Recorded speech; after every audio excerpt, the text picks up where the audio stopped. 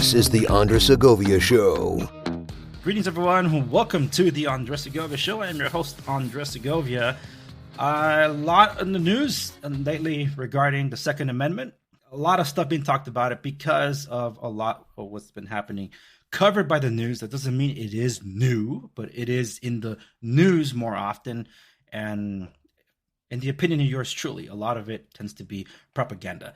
So I decided, instead of me talking about it, I wanted to bring someone that's very knowledgeable in this field of firearms and safety and usage thereof. He's a pro in the field.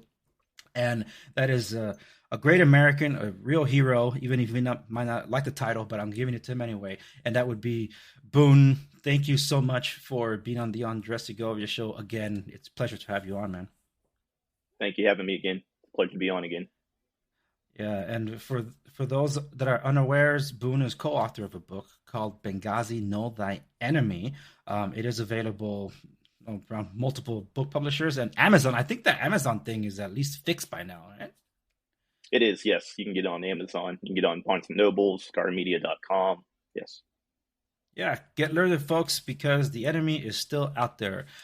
For those that are unawares of your background, can you tell them about what you did professionally? Sure. Professionally, I started in the United States Marine Corps for about 8 years. Then I went into law enforcement for about 6 years. After that, spent a lot of time overseas, ended up doing law enforcement, protective security on the government level. And then that's when I ended up with the Central Intelligence Agency with their global response staff for about 12 years.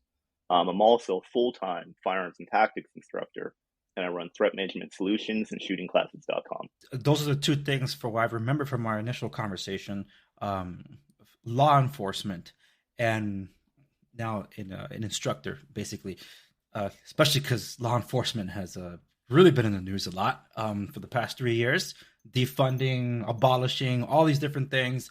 And look at the chaos that we see in some of these major cities.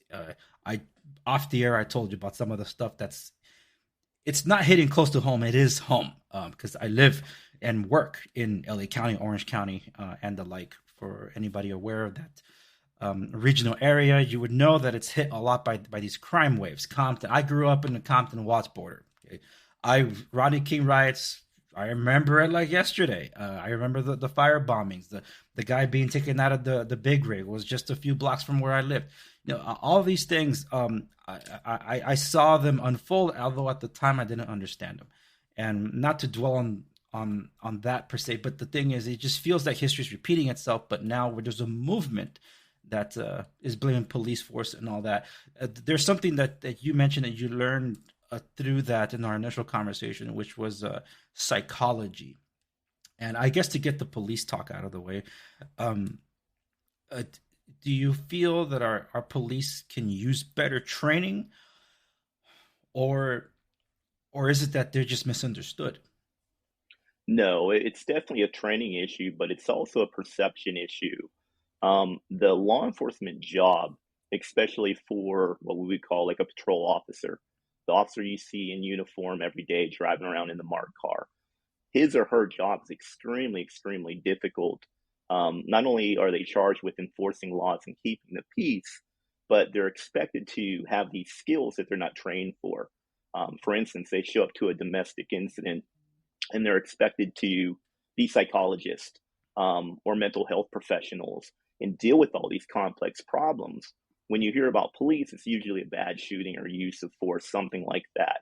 But we're never told about all the contacts they have every day with citizens where no one's beaten, no one's shot, and they're actually helping people, or it's a peaceful resolution.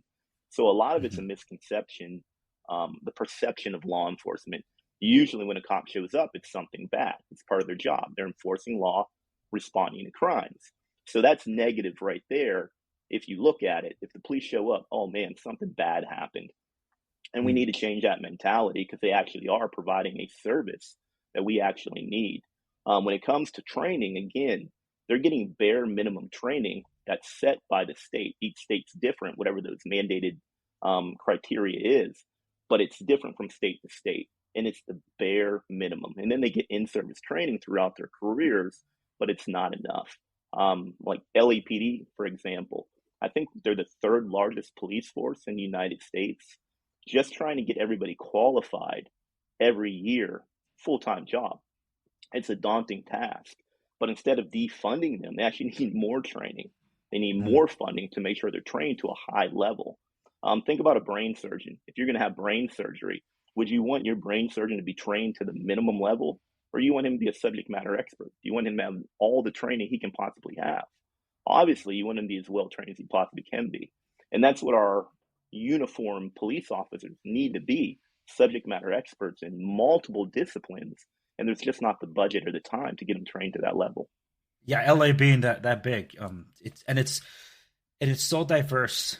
Some people might not respond the same way as others for XYZ reasons, whether it's economic levels or it's what's considered the more educational levels. It is very different, and that's why when you mentioned studying their psychology, they're studying their body language. When I had asked you how did you guys go from that 1 mile from the car blockade to the villa, it's like, well, how can you tell friend from foe and kind of things, and that is something that I'm assuming you didn't get that kind of training at the onset for your law enforcement career. It's something that you learned along the way. So that's something I learned actually when I was a young child, growing up, and then having that cultivated within the military, and then having that cultivated more within law enforcement, where you get cultural diversity training. But being in law enforcement, because you're around criminals so much, you tend to pick up on their mannerisms. Mm. And then when I actually went to the intelligence community, they actually train you on things like that. And that kind of put it all together. But it's a combination of experience from just growing up where I did as a child, then throughout the military, law enforcement, and then actually getting some of the best training you can get on the subject within the government intelligence community. Okay, well, that makes sense because I do believe that um, I've seen it where there are officers that have gone into the force but want to serve the community that they know, and I Right. think that's a great place to start because they're more familiarized with their surroundings as opposed to having an outsider that's there and it's like, well, you don't know who these people are, how they behave, what they like, what's their weekends are they do normally on weekends, or what's normal, what's not normal. And I think that's it's a lot of this. I don't know how much of the funding is coming from the federal level or even the state level, but I do believe that it should be local. That local needs to look after local. I think there's too much influence where they're trying to make the rules that all the way at a higher level, and it's like, well, it's not a one size fits all. It's so. Is it? Do you know if the funding is more at like the federal, state level as opposed to local? So there's different funding for different programs, and there is state funding. And there's a huge amount of money at the federal level as well for different cultural diversity programs. But something you mentioned, it's like the community oriented policing or hiring people from a certain neighborhood or demographic to police that demographic. That sounds good, but in practice, it hasn't turned out too well. A lot of people are lowering hiring standards to hire a certain demographic, and they end up getting in Mm, trouble, whether it be use of mm, force, whether it be moral issues. So when we hire law enforcement officers, we need to hire the best candidate that applies.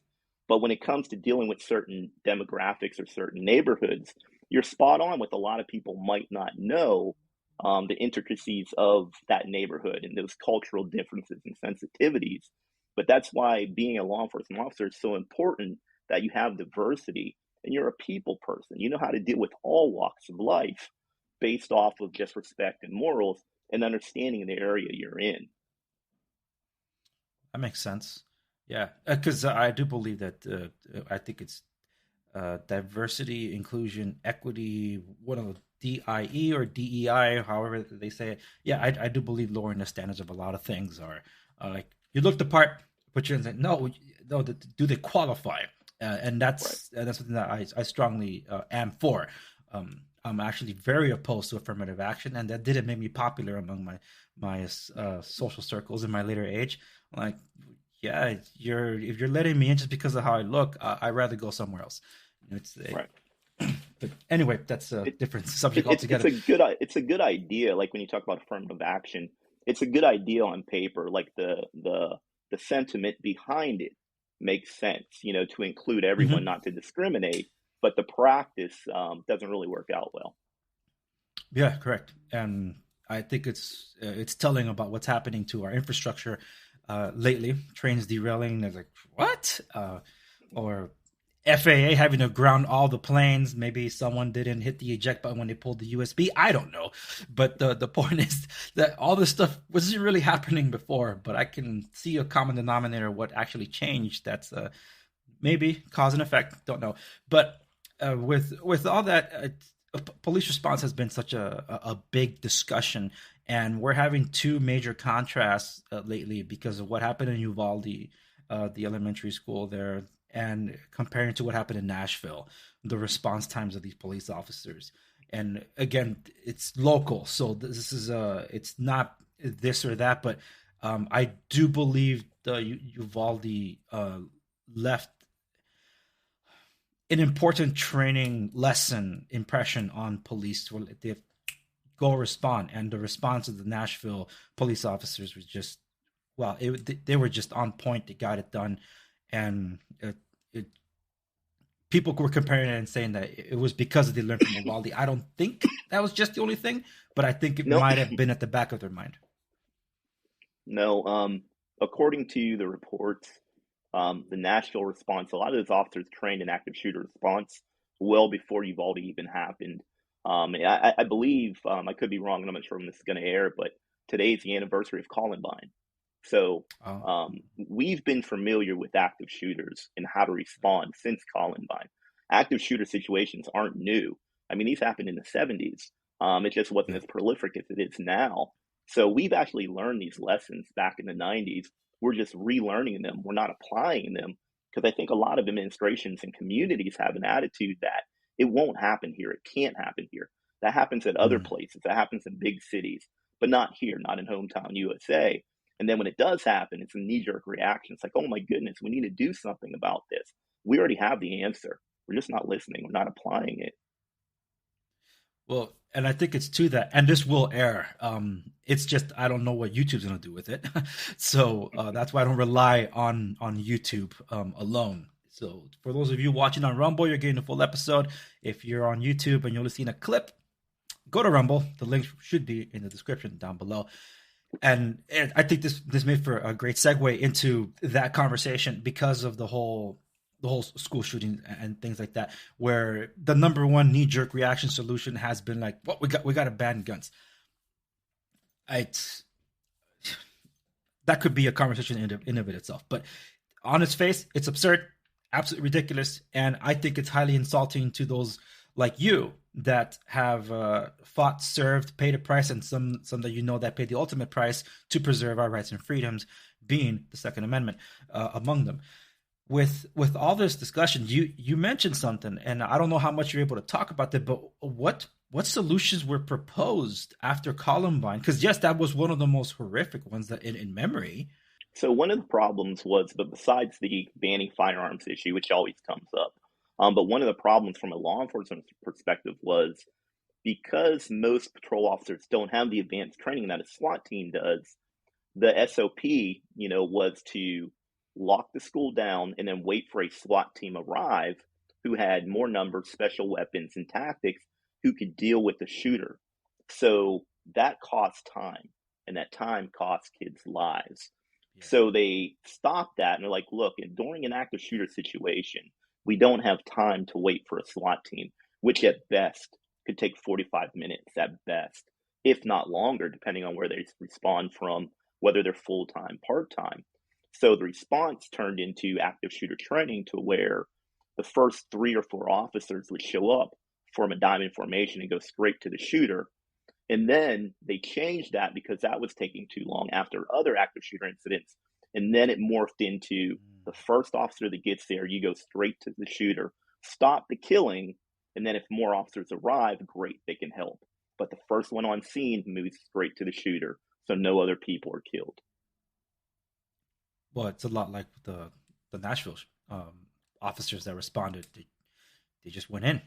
They weren't looking Exactly. at duck and cover. Uh, in contrast to the massive police force that was just sitting on the hallways using hand sanitizers, waiting for a key that wasn't Right. needed to open a door. And like you said, that time cost people's lives. And I think that was about 45 minutes. They were just sitting on the hallway. Just as a father of very young children, it really boils my blood when that happens. Like, you have one job to do: protect is to serve. Well, the two, I guess, but to me, protection is the service. But Right. it, in that, it's a complex issue.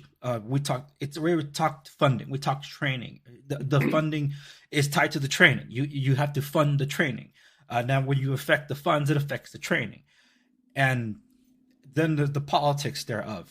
It's like, we got to ban assault weapons. We got to ban weapons of war. It's like, what is that? It's, and as someone that's been proficient in weapons as you have, can you define what an assault weapon is? So yes, there is actually a definition of an assault Okay. weapon, and not to bore the audience with a history lesson, but during like World War I, World War II, we fought with battle rifles, so semi-auto or bolt-action rifles that were large caliber, 30-06, 7 millimeter, very effective rifle cartridges, and then we had submachine guns, which were pistol caliber machine guns, 9 millimeter, 45 ACP. So the Germans came up with an STG 44, which bridged the gap. So it was an intermediate cartridge between the battle rifle, but bigger than the submachine gun pistol cartridge, that would still allow full auto fire. So it's volume of fire. So that's where the assault rifle really came from. So the assault rifle is a select fire carbine or rifle that fires an intermediate cartridge, which is referred to as an assault rifle cartridge, like 7.62 by 39, 300 blackout, 5.56. In a military context, it has to be select fire. We don't have weapons of war on the streets of America. You can't buy them legally. I mean, criminals can get whatever they want, but legally, an AR-15 is not a weapon of war. A lot of people think that an AR-15 means assault rifle. It doesn't. It means Armalite rifle, which was one of the original manufacturers who manufactured the AR-15 along with Knight's Armament. So an assault rifle is a classification of a weapon system, but it's a military weapon system that is not available to the civilian populace. Yeah, and I'm glad you highlighted the difference. That wasn't boring. That's, for someone like me, super interesting. So thank you for going on that to give us a discussion of what the origin of that is, because a lot of people are just tuning into the sound bites that are being run in the media, in the news media. They're like, it's the AR-17. It's like, what? Do you even know what these things are? Do you even know what caliber they are? It's like, what are they doing carrying 1,000 rounds on them? Like, I didn't realize they're walking around with machine guns. But they're throwing all these things out there. So that's why when they couldn't exactly settle on assault rifle, because the name doesn't stick, because even though they see the AR on it, they started using the term weapons of war. And as you highlighted, as someone that has fought on the battlefield, are you able to speak to, like, for example, what kind of weaponry you used? Like, because I know you were a sniper.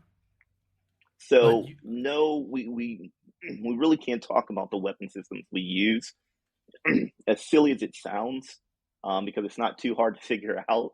But as far as things I've used in law enforcement and the military, yes, in the military, obviously we had assault rifles, M4 assault rifles, M16A2 assault rifles that were select fire. Even within law enforcement, I was actually on a tactical team where we had available, select fire MP5 submachine guns, M4 semi-auto rifles, not assault rifles, but rifles. Yeah, So we rifles. had those weapon systems to perform our job. But as far as the agency, no, we're forbidden Oh, from yeah. talking about what we have just because it can show a capability. Of course, but in terms of what you used, the especially on the law enforcement and the Marines, AR-15s were not one of them. No, it was not. No. And again, yeah, that's a civilian designation for a semi-auto rifle. In the military, we have military designations and each military will differ. Like an M16 in the United States isn't called an M16 in the Canadian military. It'll start with a C or CM or whatever designation they use, even though it's the same weapon system. But in the Marine Corps, we had full auto M4s, which is a look-alike, or I should say the AR-15 is a look-alike copy of that military select fire M4. But there's a difference. It doesn't fire on fully automatic. It doesn't fire on burst. So it's semi-auto only. So even though it might look like what we would consider a military weapon, it's not in fact a military weapon system. And you mentioned words like weapons of war, assault rifle. The anti-gun, the left came up with these terms because it makes you feel a certain way, a negative way. It instills fear. It's a negative word for a weapon system that is no different from a hunting rifle. Hmm. Well, another thing that they try to lump in with all this is an AK-47. And I think that's more speaking from a civilian perspective because of cinema and all that. It almost seems like that's the favorite weapons of insurgents. What is an AK-47 for those of us don't know? So the AK-47 came from, it's a direct descendant of that German STG-44 we talked about. It's a mass-produced weapon that fires a 7.62 by 39 caliber, which is a 30 cal, but it's a short 30 caliber. So if you think of like a hunting rifle, like a lever action, a 30-30, which no one would have any problem with the civilian owning, ballistically, that's equivalent to an AK-47 7.62 by 39 cartridge. So the AK might look menacing because it's known for a terrorist weapon, a revolutionary weapon, or an insurgent weapon, or the weapon that the Russians used during the Cold War. So it's like an enemy weapon or a weapon from Vietnam. It's no more effective than that 30-30 lever action that you grew up hunting with. I see. It just so happens that it's, I guess, in those regions, it's just cheap and easily accessible. I'm assuming, is that why it's so common? Well, in third world countries or parts of Africa, parts of the Middle East, now those are true assault weapons. Those areas have been flooded with these weapon systems because of unstable governments, revolutions, things like that. So those are true assault rifles, but that's not what we have in the United States. You can buy a semi-auto replica of an AK-47 in the United States, but it's just that. It's just a semi-auto rifle that looks like an AK-47. And again, ballistically, it's no better than a 30-30. Okay, but there are differences in what if someone say were to get an AK-47 in the United States versus those other regions, in unstable regions and stuff. That those are very different. Those are the weapons of war or the assault rifles, as you mentioned. Okay, all right, that makes a lot of sense because it's technically the AK-47 family. It's all kind of lumped in together, and just they blame the whole thing, and it's not. And I think that's a very important distinction. This is more than what I was expecting to learn about because I'm not a gun aficionado. I fired weapons, but I'm not proficient in any of these. I'm not going to sit here and pretend that I am. And I'm glad I'm talking to somebody that's very knowledgeable in all this because I think I reflect a lot of the American population that thinks they know about it. And the worst part is these people that absolutely have no idea about anything are speaking like they know better than you. Someone that's actually used them. I keep thinking back to there was a still that was shown by from the Kyle Rittenhouse case, and it was the prosecuting attorney, and he was trying to display how supposedly Kyle Rittenhouse held up the rifle, and the dude's holding it, no trigger discipline, and aiming at the jurors. Thank God it was unloaded, but there are accidents where people think it's unloaded. Even people that were well experienced in guns, they were handing me a Winchester lever action rifle from 18 something, and they just had it in storage, and I'm like, oh, that's awesome because I've always wanted to try it. And before they handed it to me, it's like, I haven't handled one of these. I need to make sure it's unloaded. And it's like, oh yeah, of course, because here are the bullets. Then you just do this, and then there goes the bullet. Like, There it goes. So it did have one, and it just one shot. Like, okay, so now it's empty. Yes, it is. And then I held it. But a lot of people, they don't know anything about these sort of things. So I don't like that they do grandstanding to hit a political point, but then when pressed on the issue, they can't win the argument. Instead of listening to people like we should be, like individuals like you, a former coworker of yours, Tig, who's he's launching his podcast to be covering a lot of this. I think Tig works at a gun shop, right? In Colorado Springs. He's associated with the gun shop. I don't know if I don't know the relationship. He actually works there, but he does have an association with a gun shop and several firearms manufacturers.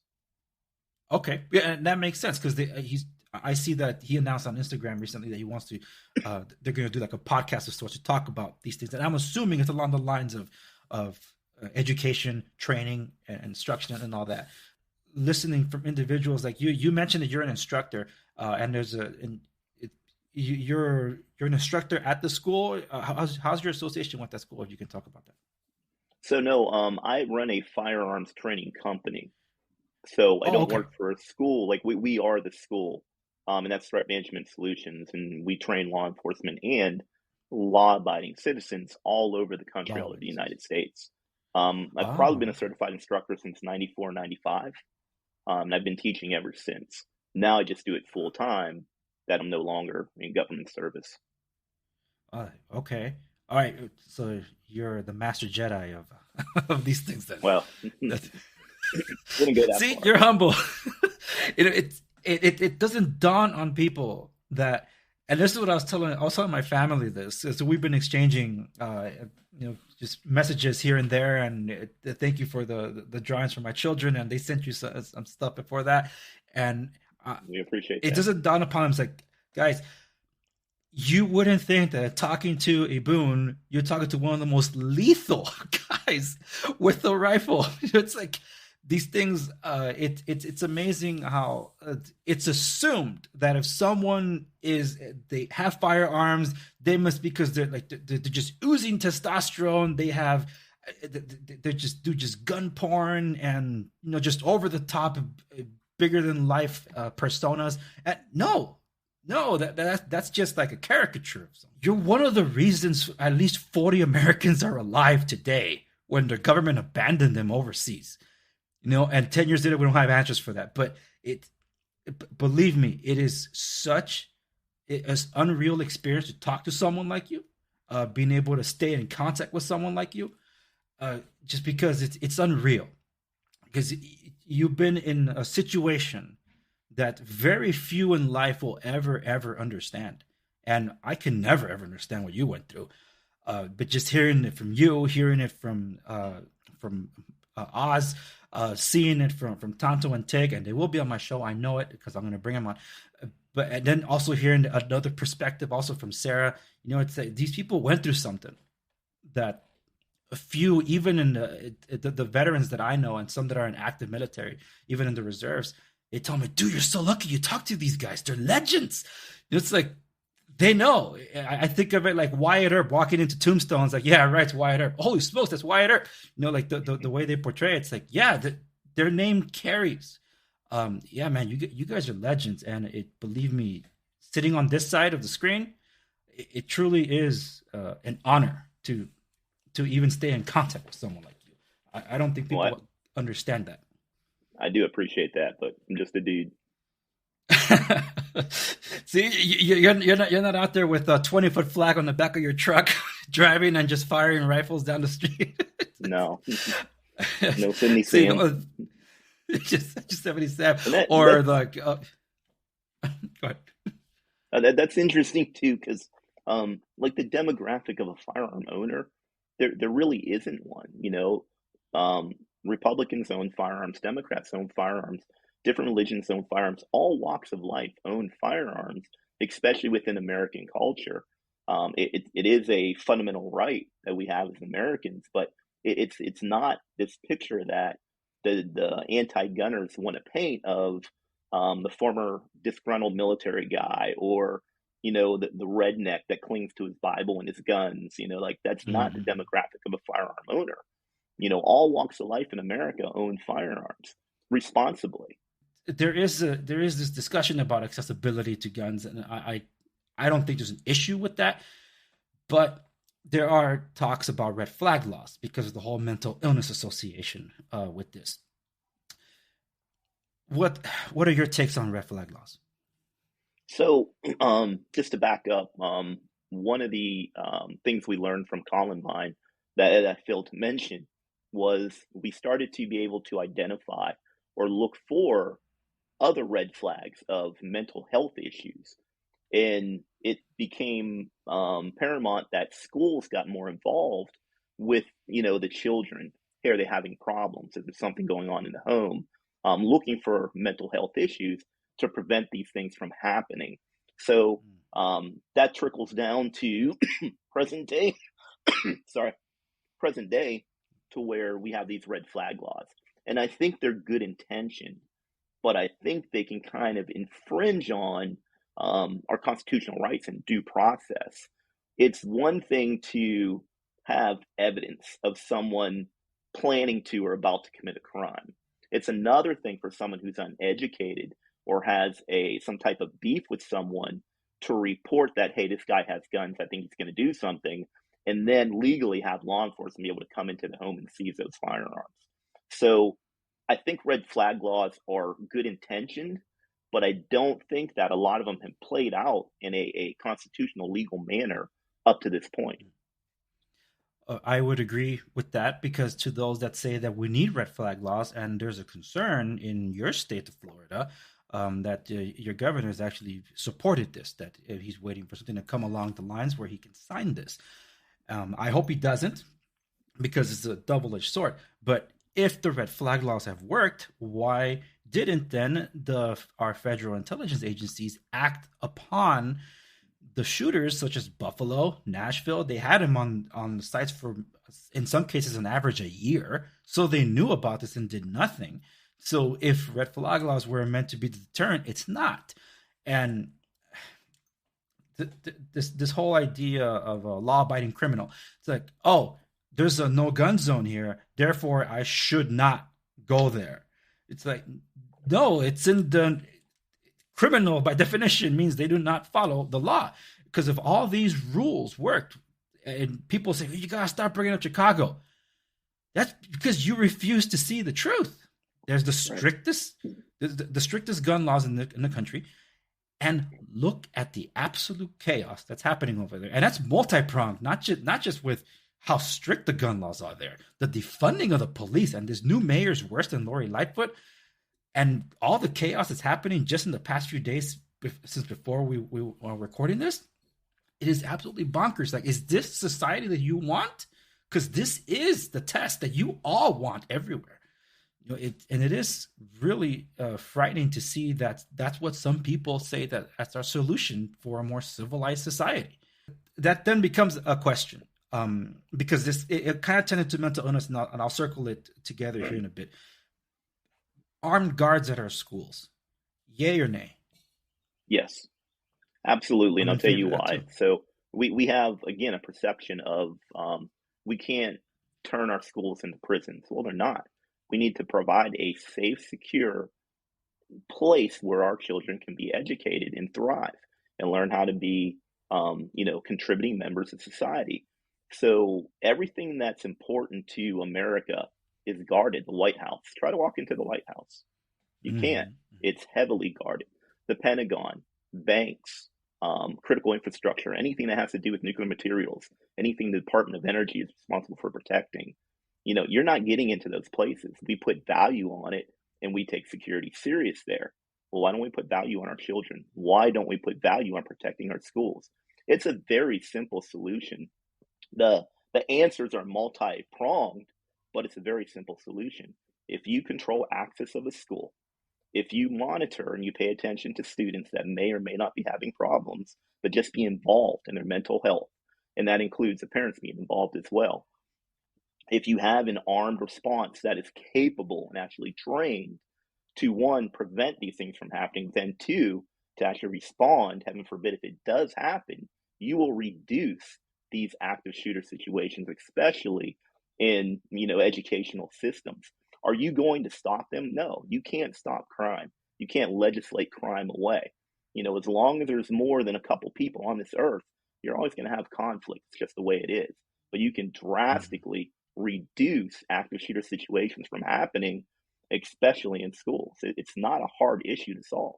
One of the things that has been talked about that, because one of the few that actually are support of this would be the Republicans, where they say we need armed guards at our schools. Uh, they sometimes tag on to that, says we have so many unemployed veterans. Why don't we employ our veterans that have the experience to be guarding our schools? How does that sound to you? Um, I think it could be a solution, but the program would have to be well thought out. So in Florida, any public school is required to have a school resource officer, or they're required to hire what they call a guardian. And a guardian is a private security officer who is trained by the sheriff's office to be in that school and only react to active shooter situations. And normally they hire either veterans or former law enforcement. I think that's a good start. So the idea of hiring veterans, um, it's a good source to find qualified candidates, but it doesn't mean that just because you're a veteran, you would be the right fit for this job. Correct, and that's I think the nuance that kind of goes missing in that, because that does connect what I'm trying to say back to mental health, because there has been an issue that has been neglected in our veteran community with respects to that in struggle of mental health. I think it was a former service member that did the Atlanta massage parlor shootings, if I recall. I could be wrong about that, but the fact that this is something that's also I don't want to say prevalent, because that's it's wrong to say it that way, but it has been an issue that's neglected in the community, which is why I thought like, well, yes, but we still need a vetting process of very strict in that sense, because if we're saying that some of these mass shootings are has a mental illness issue, I would hate for even that idea that someone that's mentally unstable being the one that's guarding the school, whereas Absolutely. that just it's terrifying. But um, I'm in favor of prioritizing our veteran community to hunt for the candidates from there. And if they're not there, then proceed to the next stage. But Right. they are an underserved community that absolutely need our attention and need our funding. Now, with respects to because you also train civilians, armed civilians. It's, if someone's shopping for a firearm, but they're also shopping for a school, what should be among the first things they should look for to get a So, trustworthy place? so when it comes to the firearm has to fit their hand. So they want something that feels comfortable, which is very subjective, but they want something that fits their hand to where they can actually wrap their hand and get a good firm purchase on the grip. It will allow them to manipulate all the features of the firearm, whether it's the slide release, the magazine release, or if it has a manual safety, without shifting their grip. And then their finger should rest, or at least the first pad of their finger should rest naturally on the face of the trigger, without them shifting their hand.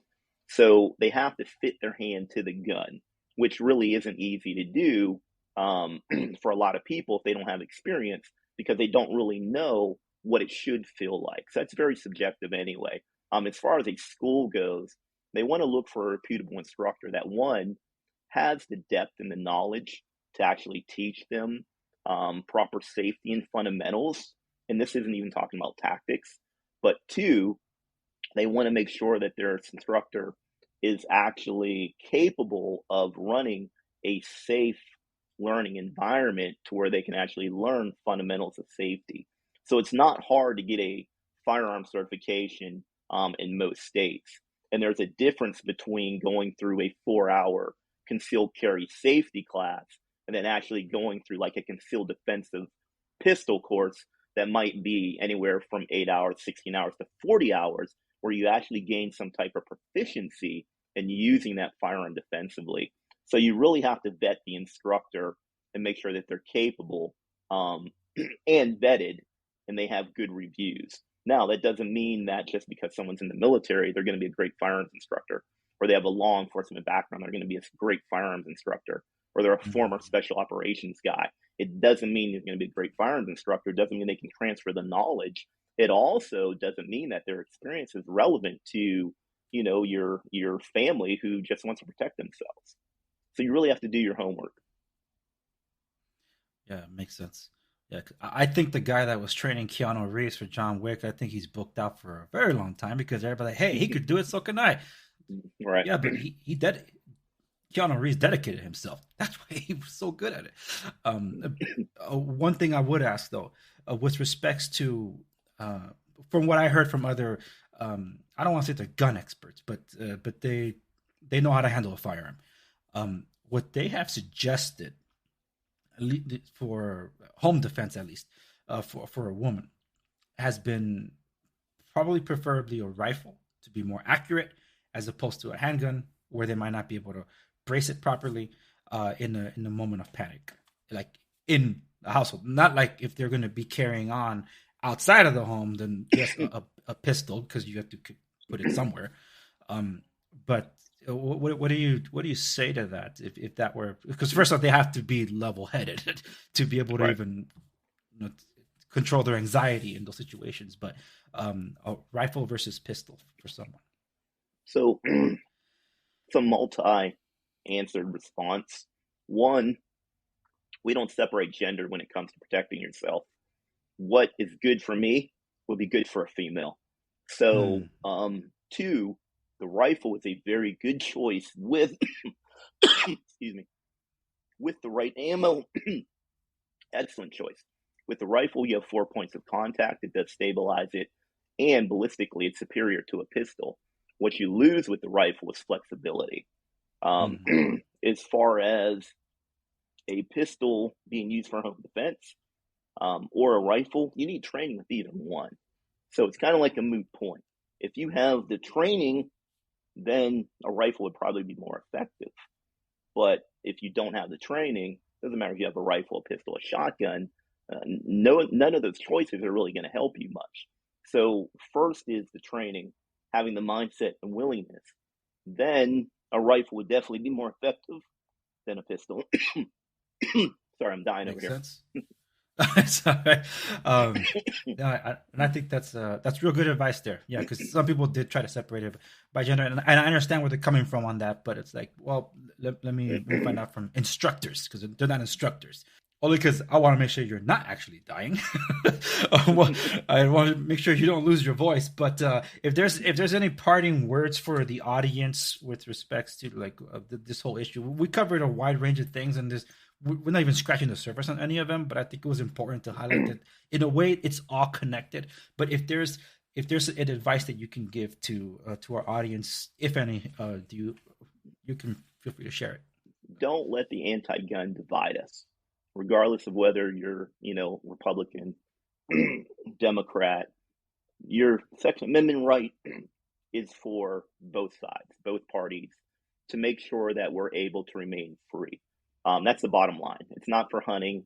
It's for making sure that our government doesn't become tyrannical and take over the people. The people actually have the power. As far as mass shootings go, it's a mental health issue. It's not a gun issue. We have over 270 laws on the books already. We just need to enforce them. We don't need new laws to regulate guns. Mm, Law abiding people should be able to buy firearms to include semi automatic rifles, standard capacity magazines. They're law abiding. They're not the ones committing the crime.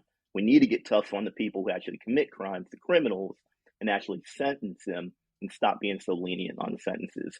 If you're looking for, when it comes to firearms, if you're not familiar with it, just remember, keep your finger off the trigger, make sure the weapon's unloaded before you manipulate it, and make sure that the muzzle is never pointed at anyone, and that will reduce any type of negligent accidents. For anyone that wants information on your school, so you can send me the links. For everybody else, including those of you listening on the podcast, those links will be found in the show notes accompanying this episode at www.danielsegovia.com. Boon, it was a pleasure the first time. It's awesome to have you on again. It's great to have you, and who knows, maybe I'll have you again in the future. I'd love to. Thank you.